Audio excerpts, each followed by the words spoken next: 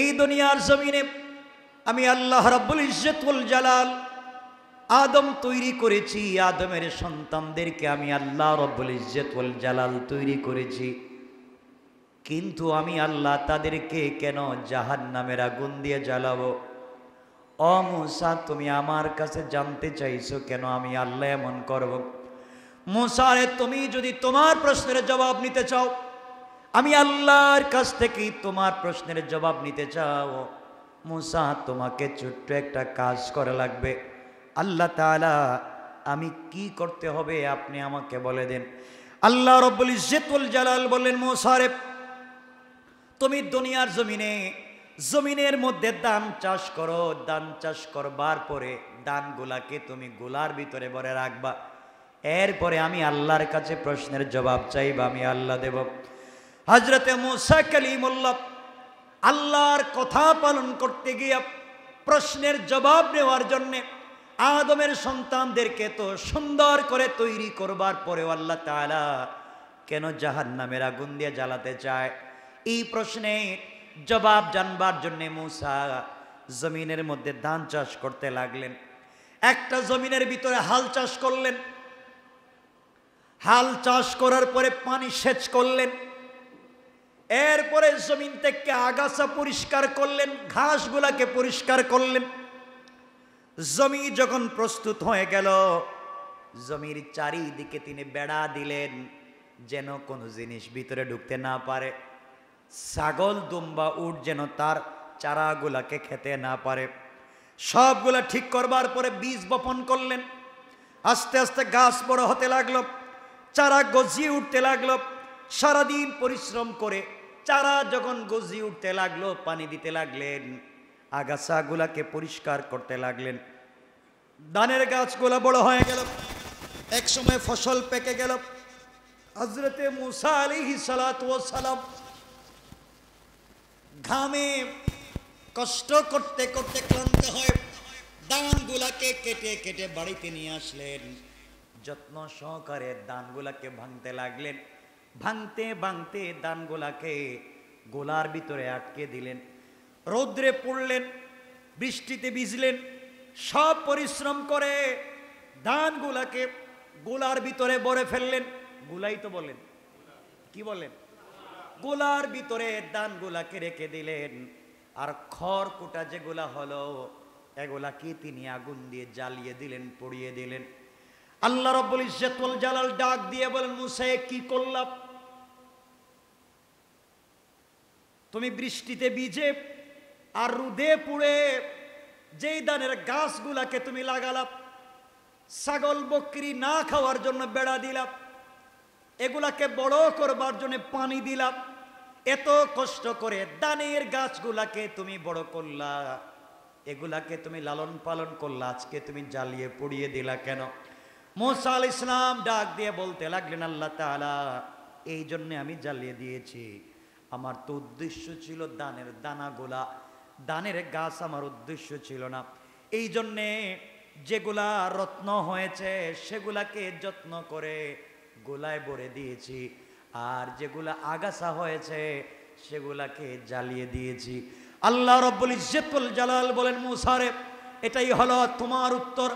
আমিও আদম তৈরি করেছি, যেগুলাকে তাকওয়ার মাধ্যমে রত্ন বানাতে পেরেছি, রোজার মাধ্যমে, নামাজের মাধ্যমে, ইবাদতের মাধ্যমে, জিকিরের মাধ্যমে রত্ন বানাতে পেরেছি। যত্ন করে তাদেরকে জান্নাতের ফয়সালা করে দিয়েছি। আর যেগুলা আগাছা হয়ে গিয়েছে, দুনিয়ার জমিনে আমার থাকে, আমার খায়, আমার পরে আমার সব কিছু ব্যবহার করবার পরেও আমি আল্লাহকে চিনি না, এগুলা আগাছা। এই জন্য এগুলাকে জ্বালিয়ে পুড়িয়ে দেওয়ার জন্যে আমি আল্লাহ জাহান্নামের আগুন তৈরি করেছি। আল্লাহু আকবার বলেন। আল্লাহর চিন্তা, আল্লাহর শৈল্পিক চিন্তা কত উত্তম। এই জন্যে আমার মুসলমান বন্ধুগণ, দুনিয়ার জমিনে চলার পথে আমাদেরকে দুনিয়ার জমিনে একমাত্র কেবলমাত্র আল্লাহ তাআলার হুকুম পালন করতে হবে। আমাদের রূহকে সতেজ করতে হবে, রূহের খোরাক আমাদেরকে দিতে হবে। এই রূহের খোরাক দেওয়ার জন্য আল্লাহ তাআলা আমাদেরকে দিয়েছেন 1 মাসের রোজা। কয় মাসের কথা বলেন? লম্বা আলোচনা তো আর করা যাবে না, এটা মৌলিক আলোচনাটা অনেক লম্বা হলে আপনারা বুঝতেন। আমার একটা আলোচনাই আছে বোধহয় 2-2.5 ঘন্টার, যে রমজান একটা হসপিটাল, একটা ক্লিনিক, ভর্তি হতে হবে। এখানে আমরা দেখবেন কারো রোগ হলে সাধারণ প্যারাসিটামল দিলে কমে না, কমে না, আর কারো অ্যান্টিবায়োটিক লাগে। তো কাউকে সাধারণ ঔষধ দিয়ে দিয়েছেন, আল্লাহ বলছেন 30টা রোজা রাখো তোমার রোগ কমবে। আর মাঝে মাঝে কি করো, তারাবির নামাজটা পড়িও, আর সেহরি ভালো মতো খাও। সেহরি ভালো মতো খেতে বলছেন আল্লাহ রসুল, বলছেন সেহরি ভালো মতো খাও, কারণ সারা দুনিয়ায় মিলে যত বরকত সেহরিতে তত বরকত। সুবহানাল্লাহ বলেন না? রমজান তো চলেই গেল, সেহরি বেশি করে খাও, রসুল বলেছেন বরকত, প্রত্যেকটা লুকমায় বরকত, খেতে থাকো খেতে থাকো। যাই হোক, এরপরেও যারা সুস্থ হয় না, আল্লাহ বলছেন শোনো, বুঝছি তোমারে রোজা দিছিলাম, কাজ হয় নাই, তোমার শরীরে রোগ বেশি, তোমার আরো কিছু সমস্যা, তুমি পড়ছো, তারাও পড়তেছো, এরপরও কাজ হইতেছে না, 5 ওয়াক্ত নামাজও পড়ছো, তুমি কিছু তাহাজ্জুদের নামাজ পড়ো। আরো বাড়াইয়া দিলেন কিছু ঔষধ, তাহাজ্জুদের নামাজ পড়ো, জিকির আজকার করো, তওবা পড়ো। এরপরে দেখলেন কাজ হচ্ছে না, এর রোগটা আরো বেশি। কয়েক মিনিট দেরি হলে কষ্ট হবে না তো? আজকে শেষ জুমা, রোগটা আরো বেশি। আল্লাহ বলছেন ঠিক আছে, তোমার রোগ সারবে না, তুমি 10 দিনের জন্য হসপিটালে ভর্তি হও। কয় দিনের জন্য? এটার নাম কি? এতেকাফ। এটার নাম কি? আল্লাহ বলছেন তোমাকে বাড়িতে রাইকে ঔষধ খাওয়াই লাভ নাই, হসপিটালে আসো, সার্বক্ষণিক ডাক্তার দিয়ে পর্যবেক্ষণ করাইয়া দেখবো তোমার রোগ কি। হসপিটালে আসার পরে তোমাকে আগের ঔষধগুলা চলতেই থাকবে, রোজাও রাখতে হবে, তারাবিও পড়তে হবে, 5 ওয়াক্ত নামাজও পড়তে হবে, এগুলো তো ঔষধ চলবেই। আর 10 দিন হসপিটালে থাকবেন নিবিড় পর্যবেক্ষণে। কোথায় থাকবেন? নিবিড় পর্যবেক্ষণে থাকবেন। এখানে আসলে আর বাহিরে কথা বলা যাবে না, বাথরুমে গিয়ে সিগারেট খাওয়া যাবে না। কি বলেন আপনারা? খাওয়া যায় না? খাওয়া যাবে না, আর খাওয়া যাবে না, কারোর সাথে কথা বলা যাবে না, বাহিরের লোকের সাথে কথাবার্তা বলা যাবে না, এক কথা বাহিরের কাজ কাম সব বাতিল। তাহলে আগের চাইতে একটু শক্ত করলেন। এভাবে চলতে আছে, দেখলেন এখানে এসে শুধু এটা ঘুমাচ্ছে, কিছু করে না। আল্লাহ বলেন এটারে এভাবে হবে না, আর একটু পর্যবেক্ষণ লাগবে। আল্লাহ বলেন এখন কি করতে হবে? এটার জন্য তোমাকে কমপক্ষে 10 দিনের বেজুর কয়টা রাত? 21, 23, 25, 27, 29, কয়টা হইল? কমপক্ষে 5টা রাত। তুমি আসছো দেখছি হসপিটালে এসে শুধু ঘুমাইতেছো 10 দিন, কাজ হবে না। কমপক্ষে 5 রাত না ঘুমাইয়া কাটাও। তোমাকে স্পেশালি ইবাদত করতে হবে, তোমার অপারেশন লাগবে। কি লাগবে? এই অপারেশন মেজর অপারেশন, একটা মাইনর অপারেশন, ছোটখাটো অপারেশন। তোমার এই 5 রাত নিবিড় পর্যবেক্ষণে থাকবে তুমি, ফেরেশতারাও থাকবে, তোমার অপারেশন চলবে। এখন দেখা গেল এগুলা করতে করতে কাজ হচ্ছে না। অসুস্থটা এমন হয়েছে, এটা মারাত্মক। ডাক্তার বলছে এটারে আইসিইউতে নেওয়া লাগবে। কই নেওয়া লাগবে? আইসিইউতে। কোথায় নেওয়া লাগবে? আইসিইউতে। সাধারণ হসপিটালের ডাক্তার দিয়ে রোগ সারবে না। আল্লাহ বলছেন সরাসরি তানাজ্জালুল মালাইকা, আমি আসমান থেকে একদল ইন্টার্নি নার্স পাঠাইয়া, স্পেশাল ডাক্তার পাঠাইয়া, তাদের সঙ্গে পৃথিবীর সবথেকে স্পেশালিস্ট ডাক্তার ওয়ার রূহ, যার নাম জিবরিল আমিন, তাকে দিয়ে পাঠাইয়া দিব লাইলাতুল কদরের রাত্রে। যাকে সেজদায়, যাকে তেলাওয়াতে, যাকে তাহাজ্জুদে, যাকে নামাজে পাবে, তার জন্য শুধু দোয়া করতে থাকবে, আর এক রাত্রের ইবাদত 83 বছরের ইবাদতের সমান হয়ে যাবে। সুবহানাল্লাহ বলেন। তাহলে হয়ে গেল লম্বা সময়। এইভাবে চলতে চলতে আছে। ফেরেশতা আসছেন, আসে স্পেশালি দেখতেছেন কার কোন সমস্যা। জিবরিল আমিন আল্লাহর তত্ত্বাবধানে ডাক্তার এসে রোগী দেখতেছেন, সাথে আসমান থেকে নিয়ে আসছেন একদল ফেরেশতা, তানাজ্জালুল মালাইকা। আচ্ছা, দেখতেছেন কে কি করতেছে, সব দেখতেছেন। দেখার পরে অপারেশন শেষ। এই অপারেশন 29 তারিখ হইতে পারে, 21 তারিখ, যদি 21 তারিখ হইতে পারে, না হইতে পারে না, না হইতে পারে না। আপনারা তো 1 তারিখ বানায় ফেলাইছেন। এটা লম্বা তাফসীর, ওটা আর বলবো না। 21 হতে পারে, 29 হতে পারে, 25 হতে পারে, 23 হতে পারে, 27 হতে পারে, হতে পারে। রাসূল বলছেন এই তারিখ তাকে জানিয়ে দেওয়া হয়েছিল, তিনি ভুলে গিয়েছেন, এটা আরেক তাফসীর, এটা লম্বা হয়ে যাবে। এরপরে অপারেশনের পরে ডাক্তার বলে দিয়েছে রেস্টে রাখো, আর যদি তোমরা দেখো আসমানে চাঁদ উঠে গেছে তাইলে একটা প্রেসক্রিপশন ধরাইয়া তাকে রিলিজ দিয়ে দিই হসপিটাল থেকে। সুবহানাল্লাহ বললেন না? এখন ডাক্তার, স্পেশাল ডাক্তার তো আইসা গেছে। দেশের ডাক্তারগুলা বলছে, স্যার আপনি যে আসলেন, এর যে রিলিজ দিমু, এর প্রেসক্রিপশনে কি কোনো ঔষধ লিখমু? ও বলে গেছে, হ্যাঁ ঔষধ লেখা দো 6টা। কয়টা? সুবহানাল্লাহ বললেন না? কয়টা ঔষধ? 6টা ঔষধ লেখা দাও। কেন? এত 30 দিন এখানে ছিল, মোটামুটি 30 দিন ঔষধ টষুধ খাইছে। আল্লাহ বলছেন, মান জাবিল হাসানাতে ফালাহু আশরু আমসালিহা, যে ব্যক্তি কোন সওয়াবের কাজ করবে সে কমপক্ষে 10 গুণ পাবে। কয় গুণ? কমপক্ষে। তাইলে 1-এ 10, তাহলে 30-এ কত হয়েছে? 300। 300 তো আর 1 বছর হয় না। আল্লাহ বললেন 6টা ঔষধ ট্যাবলেট লেখা দাও।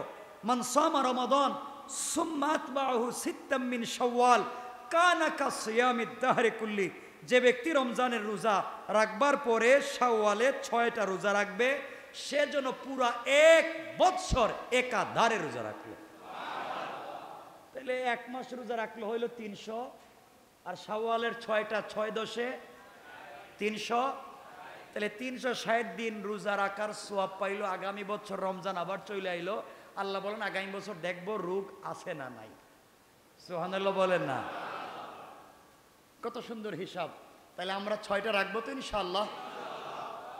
কথা অনেক, সময় চলে গেছে অনেক, এখানে আমরা রাখতে চাই, এখান থেকে আরো অনেক আলোচনা। সুতরাং আমরা আজকের রাত্র হয়তো আমাদের শেষ, রমজান শেষ, ঈদের রাত্র। পুরা রমজানের সবগুলা মাসের যেই দাম, ঈদের রাত্রর এই দাম। সারা মাসে আল্লাহ যত মানুষের মাফ করবেন, ঈদের রাত্রে আল্লাহ তত মানুষের মাফ করবেন। এই জন্য আজকের রাত্রে আমরা মাফ নিতে পারবো তো ইনশাআল্লাহ? আল্লাহ যেন আমাদেরকে মাফ করেন, বলেন আমিন। সবাই বললেন না? এবং রমজানের পরে শাওয়ালের 6টা রোজা রাখবো তো ইনশাআল্লাহ? ইনশাআল্লাহ বলেন ইনশাআল্লাহ। এখন কালকে তো যদি ঈদের নামাজ হয়ে যায়, হবেই তো নাকি? আমি বললাম হয়ে যায়, তাহলে ঈদগাহে আসার আগে একটা উত্তম কাজ হচ্ছে ফিতরা। কি ফিতরা? যাদের উপরে যাকাত ফরজ তাদের উপরে ফিতরা ওয়াজিব। যাদের উপরে যাকাত ফরজ তাদের উপরে ফিতরা ওয়াজিব। ফিতরা হচ্ছে ঈদের দিন সুবহে সাদিক উদিত হওয়ার পরে কেউ যদি 52.5 তুলা রূপা সমপরিমাণ সম্পদের মালিক হয়, তাহলে তার উপরে ফিতরা ওয়াজিব। আর যাকাত 1 বছর গেলে পরে ফরজ। কথা বুঝছেন নি? ফিতরা ওয়াজিব। যাকাত দিতে হয় শুধুমাত্র মৌলিক মাল ছাড়া, আর ফিতরা দিতে হয় শুধু ভিটা বাড়ি ছাড়া, যা আছে সব হিসাবের ভিতরে। আপনি শৌখিন মানুষ, একটা জুতার জায়গায় 6টা জুতা আছে, একটা শার্টের জায়গায় 20টা আছে, একটা প্যান্টের জায়গায় 30টা আছে, একটা গড়ির জায়গায় 10টা আছে, এগুলার ফিতরা দিতে হবে। ঠিক আছে তো? ফিতরা দিতে হবে, বুঝছেন তো? ফিতরা দিবেন। তাহলে ফিতরা ওয়াজিব। ফিতরা দেওয়ার উত্তম নিয়ম হলো আপনি ঈদগাহে আসার আগে দিবেন। কোথায় আসার আগে? ঈদগাহে আসার আগে, মানে ঈদের নামাজে আসার আগে আগে আপনি ফিতরা দিয়ে দিবেন। যদি আরো আগে দিয়ে দেন আপত্তি নাই, যদি নামাজের পরে দেন গুনাহ নাই। উত্তম হলো, সুন্নত হলো নামাজে আসার আগে দিবেন। কেমনে দিবেন কোন তো? ইসলামিক ফাউন্ডেশন বলেছে সর্বনিম্ন 115 টাকা আর সর্বোচ্চ 2640 টাকা। 115 টাকা হচ্ছে অর্ধসা বা 1 কেজি 650 গ্রাম, 1 কেজি 650 গ্রাম গম বা আটার সমমূল্য 115 টাকা। জব 3 কেজি 300 গ্রাম 396 টাকা। কিশমিশ 3 কেজি 300 গ্রাম 1650 টাকা। খেজুর 3 কেজি 300 গ্রাম 1980 টাকা। পনির একসা 3 কেজি 300 গ্রাম 2640 টাকা। অর্থাৎ 115 টাকা সর্বনিম্ন আর সর্বোচ্চ 2640 টাকা। এখন আপনারা কত করে দিবেন? যার যতটুকুন তৌফিক আছে ততটুকুন, যার যেভাবে তৌফিক আছে এভাবে দিবেন। কারণ আমি আপনিও যদি 115 টাকা দেই তাহলে রিক্সাওয়ালা কত দিব, ভ্যানওয়ালা কত দিব, এই চিন্তা করবেন। আপনি আপনার বাচ্চার জন্য 1-2 লাখ টাকার কাপড় কিনছেন, 50-60 হাজার টাকার কাপড় কিনতে পারেন, আর ফেতরা দেওয়ার সময় দিবেন 115 টাকা, কাজ হবে না। মিলাইয়া দিবেন, একটু বাড়াইয়া দিবেন, ইনশাল্লাহ। বলেন না ইনশাল্লাহ? নিজের পক্ষ থেকে দিবেন, নিজের বালিক সন্তানের পক্ষ থেকে দিবেন। স্ত্রীর পক্ষ থেকে দেওয়া ওয়াজিব নয়। স্ত্রীর যদি আলাদা সম্পদ থাকে স্ত্রী দিবে, আপনি যদি দেন আপত্তি নেই। কথা বুঝছেন নি? দিতে পারবেন। আপনার কর্মচারী যদি থাকে তারা তাদের পক্ষ থেকে দিবে, আপনি যদি কর্মচারীর পক্ষ থেকেও দেন আপত্তি নাই, দিয়েন ইনশাল্লাহ। সময় কমে গিয়েছে। ঈদের দিনে আমরা কি করতে পারবো? ঈদের দিনের কাজগুলো আমরা, ঈদের দিনে অনেকগুলো সুন্নত আছে, আমাদেরকে ঈদের দিনের সুন্নতগুলাকে পালন করতে হয়, কিন্তু আমরা করতে পারি না। ঈদের দিনের কাজ হচ্ছে খুব সকালবেলা ঘুম থেকে উঠতে হয়, সুন্নত, ঈদের দিনের সুন্নত। খুব সকালবেলা ঘুম থেকে উঠতে হয়, কিন্তু দেখবেন আমরা ঈদের দিন আর সকালে উঠতে পারি না। কথা বলেন না কেন? ঈদের দিন আর উঠতে পারি না। সুন্নত হলো ঈদের দিন উঠবেন সকালবেলা। কখন উঠবেন বলেন না? খুব সকাল মানে কি? ফজরের নামাজটা জামাতে পড়বেন ইনশা সুন্নত। 2, মেসওয়াক করবেন ভালো করে। কি করবেন? মেসওয়াক। রাসূল সাল্লাল্লাহু আলাইহি ওয়াসাল্লাম মেসওয়াক করতেন। 3 নাম্বার, অজু এবং গোসল, চমৎকারভাবে অজু গোসল করবেন। 4 নাম্বার, নিজের পোশাকের মধ্যে উত্তম পোশাক যেটা, নিজের পোশাকের মধ্যে যেটা ভালো ফ্রেশ এটাই পরবেন। যে নতুন পোশাক পরতেই হবে এমন কিচ্ছু নাই, নিজের মধ্যে যেটা ভালো এটাই পরবেন। 5, সুগন্ধি ব্যবহার করবেন, তো দামি আতরই ইউজ করবেন, দামি আর কম দামি নাই। মহিলাদের জন্য বাহিরে ইউজ করা যাবে না। ঈদের নামাজের পূর্বে সাদাকাতুল ফিতর আদায় করে দিবেন। ঈদের নামাজে আগমনের পূর্বে কিছু খেজুর খাবেন, মিষ্টি খাবেন, কিছু খেজুর খাবেন, মিষ্টি খাবেন। ঈদগাহে আসার আগে, ঈদগাহে আসবেন হেঁটে হেঁটে আসবেন, হেঁটে হেঁটে আসবেন, গাড়িতে আসবেন না। অসুস্থ হলে গাড়ি নিয়ে আসতে পারবেন। সুন্নতের কথা বলছি। এক রাস্তা দিয়ে আসবেন, অন্য রাস্তা দিয়ে যাবেন। এমন রাস্তাই আছে একটা, আপনি আরেকটা রাস্তা পাইবেন কই? তাহলে এক সাইড দিয়ে আসবেন, আরেক সাইড দিয়ে যাবেন। ঠিক আছে তো ইনশাল্লাহ? এগুলো হচ্ছে সুন্নত ঈদের দিনের। সকাল সকাল ঈদের নামাজ পড়ার জন্য সকাল সকাল আসবেন। কখন আসবেন? টাইম টু টাইম না, সকাল সকাল ঈদের নামাজের জন্য আসবেন। ঈদের নামাজ ঈদগাহে গিয়ে পড়বেন, এটাই উত্তম। ঈদগাহে যাওয়ার সুযোগ না থাকলে আর ঈদগাহে যাওয়ার সম্ভাবনা না থাকলে মহল্লার মসজিদে আদায় করবেন। রাস্তাঘাট বন্ধ করে পাবলিককে কষ্ট দিবেন না। এরপরে আস্তে আস্তে করে তাকবীর দিবেন, আল্লাহু আকবার, আল্লাহু আকবার, লা ইলাহা ইল্লাল্লাহু, আল্লাহু আকবার, আল্লাহু আকবার, ওয়ালিল্লাহিল হামদ। এটা পড়ে পড়ে আসবেন এবং শরীয়তের সীমার ভিতরে আনন্দ উদযাপন করবেন। আরেকটা হলো 14 নম্বর, ঈদের দিন মন খারাপ করবেন না। কোনো কারণে ঈদের দিন মন খারাপ করা যাবে বলেন না? হাসি খুশি থাকবেন তো? যার যা আছে তা নিয়ে হাসি খুশি, ঠকাইলেও হাসি খুশি, দিলেও হাসি খুশি ইনশাল্লাহ। আর শেষ, শুভেচ্ছা বিনিময় করবেন, সুন্নত। ঈদের দিনে শুভেচ্ছা বিনিময় করা সুন্নত। শুভেচ্ছা বিনিময় অর্থ কুলাকুলি করে হাড্ডি ভাঙ্গার কথা বলতেছি না, এমন সাপ মাঝে মাঝে দে, মানে হাড্ডি ভেঙে ফেলে। এই চাপ দেওয়ার কথা বলছি না, শুভেচ্ছা বিনিময়। সুন্নত হচ্ছে তাকাব্বালাল্লাহু মিন্না ওয়া মিনকুম। আপনারা যেটা বলেন ঈদ মুবারক বলতে পারেন, বলছি, কিন্তু সুন্নত হচ্ছে রাসূল বলছেন তাকাব্বালাল্লাহু মিন্না ওয়া মিনকুম। সুন্নত এটা হচ্ছে ঈদের শুভেচ্ছা। কুলাকুলি যে করাই লাগবে এটা কোনো কথা না, কুলাকুলি না করলেও হবে, কিন্তু শুভেচ্ছা বিনিময় করবেন। যাকে তাকে পাইলে সালাম দিবেন, ভালো মন্দ জিজ্ঞাসা করবেন, মুসাফা করবেন। ঈদের দিন কবর জিয়ারত করাই লাগবে, না করলে হবে না, এটা নয়। কবর জিয়ারত উত্তম। ঠিক আছে তো ইনশাল্লাহ? এই সুন্নতগুলো মনে থাকবে তো? সুন্নতের কথা যেগুলো বলছি মনে থাকবে তো? আল্লাহ আমাদের সবাইকে কবুল করুক, বলেন আমিন। অনেক লম্বা হয়ে যাচ্ছে। কয়টায়? 8:30টায় ঈদের জামাত অনুষ্ঠিত হবে। 8:30। 8:30 একটাই জামাত হবে এখানে 8:30টায়। আর গত জুমায় আপনারা মসজিদে দিয়েছেন 28,700 টাকা। আলহামদুলিল্লাহ বলেন। কালকে আমরা আসবো তো ইনশাল্লাহ। কারো কিছু জানার আছে নি? 1 মিনিট থাকলে বলেন। আমার উদ্দেশ্য ছিল বলা, জুমার পরীক্ষার বসবো, আপনারা কি বসবেন? 10 মিনিট বসে লাভ কি? কষ্ট দেওয়ার লাভ কি? আপনারা বসলে আমিও বসবো 10 মিনিট। আজকে বসবেন তো? তাফসিরের নিয়তে বসবো, 10 মিনিট বসবো, আমরা কথা বলবো। হযরত ওমর ফারুক রাদিয়াল্লাহু তাআলা আনহুর ঈদের মার্কেটিং কেমন ছিল, ঈদের শপিং তিনি কেমন করেছিলেন।